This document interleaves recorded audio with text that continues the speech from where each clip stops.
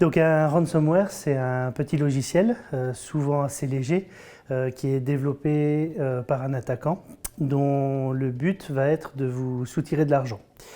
Donc ce qui va se passer, c'est qu'une fois que vous allez être infecté, le logiciel malveillant va chiffrer vos données, ce qui les rendra illisibles pour vous. Et à ce moment-là, l'attaquant va prendre contact avec vous, va vous demander le paiement d'une rançon, généralement sous forme de Bitcoin, la monnaie d'Internet, et ensuite va en échange vous donner une clé de déchiffrement. Cette clé de déchiffrement potentiellement vous permettant de déchiffrer vos données et d'y avoir à nouveau accès. C'est vraiment le principe de la prise d'otage, donc où là les otages sont vos données et on exige une rançon en échange de la libération de votre otage et donc de vos données.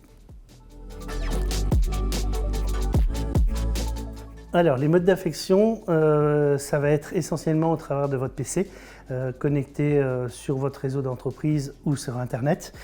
L'attaque la plus connue, c'est le phishing par email, où vous allez recevoir un email de votre entreprise, de votre banque, de votre assureur, de votre compagnie d'électricité, soit avec un lien, soit avec un document attaché. Vous demandant donc de faire une action. À partir du moment où vous allez cliquer sur le lien ou exécuter le fichier attaché, vous allez infecter votre machine. Donc ça, c'est l'attaque la plus connue.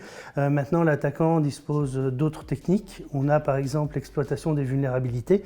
Donc votre ordinateur possède des bugs et des vulnérabilités et l'exploitant peut les utiliser pour s'intégrer dans votre système. Mais il y a également par exemple des attaques par brute force, c'est-à-dire que l'attaquant va chercher à deviner votre mot de passe et il va utiliser des outils pour ça, ou même du social engineering. Donc là, ça veut dire quoi? Ça veut dire que l'attaquant va prendre contact avec vous, va se faire passer pour quelqu'un d'autre, donc encore une fois le service informatique de votre entreprise, le support technique de votre banque, et va tout simplement vous demander en fait vos informations de connexion, prétextant un problème technique, et si vous lui donnez, ça va lui permettre d'affecter votre machine. Eh bien, je dirais potentiellement tout le monde, aussi bien les particuliers que les entreprises, que les organismes publics, les hôpitaux, etc. Maintenant, il ne faut pas oublier que l'objectif d'un ransomware, c'est de vous soutirer de l'argent. Donc, les cibles principales d'un attaquant, ça va être les entreprises à fort potentiel, sous-entendu de paiement. Donc là où ils ont la plus forte probabilité d'obtenir le paiement d'une rançon. Donc ça va être les cibles principales des attaquants. Vous, en tant que particulier, malheureusement, vous allez être également impacté parce que des ransomware, il en circule pas mal sur Internet et donc vous pouvez être infecté de manière malencontreuse. Maintenant, il est très peu probable que vous soyez la cible directe d'un attaquant spécifique. Alors, la première chose, c'est l'isolement. Donc, si vous êtes un particulier, ce que je vous conseillerais, c'est de déconnecter immédiatement votre ordinateur d'Internet et de vous isoler en fait des réseaux de communication.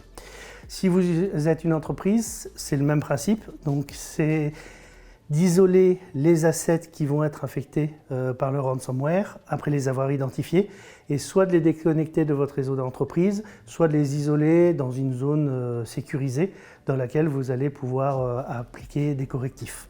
Donc ça, c'est la première mesure. Ensuite, une fois que l'isolement est fait, c'est l'information des services publics. Donc si vous êtes un particulier, il faudra aller dans un commissariat ou une gendarmerie pour faire un dépôt de plainte. Si vous êtes une entreprise, vous devrez déclarer certainement auprès des organismes de l'État que vous êtes victime d'un ransomware. Donc il y a le site des services publics qui possède une déclaration en ligne.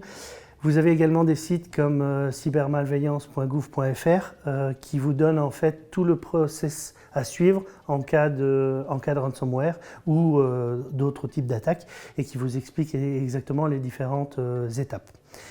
Ensuite, l'étape suivante, c'est de procéder au nettoyage. Donc pour un particulier, malheureusement, ça se résume souvent par la réinstallation de sa machine. Et malheureusement, ça concerne aussi la perte de vos données. Donc là, il est important de faire des sauvegardes pour pouvoir restaurer vos données avant qu'elles aient été chiffrées par le ransomware. Pour l'entreprise, c'est le même principe, mais à une plus large échelle, c'est-à-dire de nettoyer en fait l'ensemble des postes de travail qui ont été infectés et après de faire appel aux sauvegardes de données pour restaurer les informations qui ont été corrompues.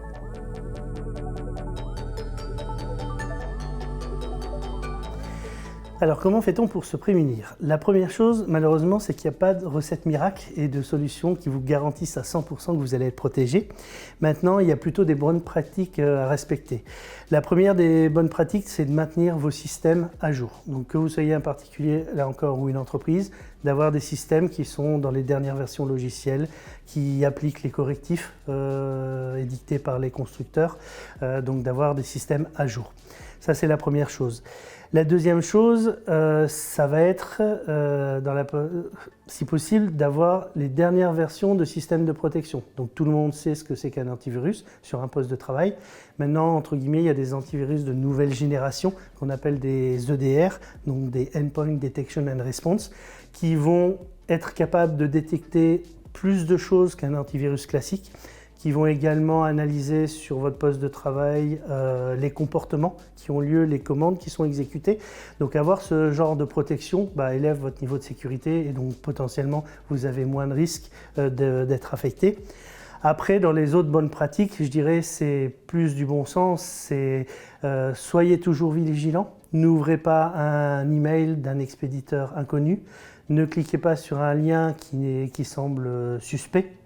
N'essayez pas, par exemple, d'installer des logiciels par vous-même dans votre entreprise, parce que vous avez un service informatique qui est là pour ça et qui valide en fait en amont vos logiciels. Voilà, c'est simplement des bonnes pratiques. Ne prêtez jamais votre matériel à quelqu'un, ne donnez jamais vos informations de connexion. Et si vous respectez ces bonnes pratiques, vous allez diminuer drastiquement le risque d'infection. Il y a vraiment deux messages clés. Le premier, c'est d'être vigilant en permanence. Comme j'ai dit tout à l'heure, de ne pas ouvrir des messages inconnus. Même si vous recevez un message de quelqu'un que vous connaissez, il ne faut pas oublier que ce genre de logiciel malveillant peut utiliser votre carnet d'adresses, donc peut vous envoyer un faux email de la part d'un de vos contacts. Donc si par exemple c'est une personne avec qui vous n'avez pas été en contact depuis longtemps et qu'il vous envoie un email pour vous demander ce que vous avez fait hier, peut-être que c'est suspect. Donc dans le doute, soyez méfiants. Le deuxième conseil, ça serait surtout ne payez pas la rançon. Jamais accepter que quelqu'un vous demande de l'argent parce que premièrement, vous n'avez pas la garantie qu'en échange du paiement, vous recevrez la clé de déchiffrement. Et deuxièmement, en payant la rançon, vous financez quelque part ces actes de malveillance et il faut absolument éviter ça.